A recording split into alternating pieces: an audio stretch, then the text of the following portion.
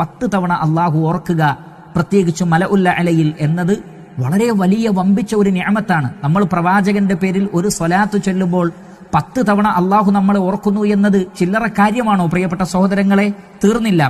വഹുത്തത് അൻഹു 10 ഖതീആത്തിൻ, 10 പാപങ്ങൾ പൊറുക്കപ്പെടുന്നു. ഒരൊറ്റ സ്വലാത്ത് കൊണ്ട് 10 പാപങ്ങൾ പൊറുക്കപ്പെടുന്നു.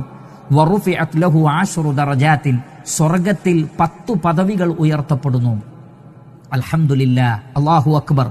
എല്ലാം വളരെ മഹത്തരമായ പ്രതിഫലങ്ങളാണ്. ഒരൊറ്റ സ്വലാത്ത് നബി സല്ലല്ലാഹു അലൈഹി വസല്ലമയുടെ പേരിൽ ചൊല്ലിയാൽ തന്നെ 10 സ്വലാത്ത് അള്ളാഹു നമ്മുടെ മേൽ നേരും എന്ന് പറഞ്ഞാൽ 10 തവണ അള്ളാഹു നമ്മളെ ഓർക്കും. നമ്മുടെ 10 പാപങ്ങൾ പൊറുക്കപ്പെടും, 10 ദറജകൾ വർദ്ധിപ്പിക്കപ്പെടും. ഈ ഒരൊറ്റ ഹദീസിൽ തന്നെ 3 പുണ്യങ്ങളാണ് പറഞ്ഞത്. നേരത്തെ പറഞ്ഞ ഹദീസിലോ 10 നന്മകൾ രേഖപ്പെടുത്തുമെന്നാണ് പറഞ്ഞിട്ടുള്ളത്. 10 നന്മകൾ രേഖപ്പെടുത്തും. ഇതൊക്കെ സ്വലാത്തിന്റെ മഹത്വമാണ്.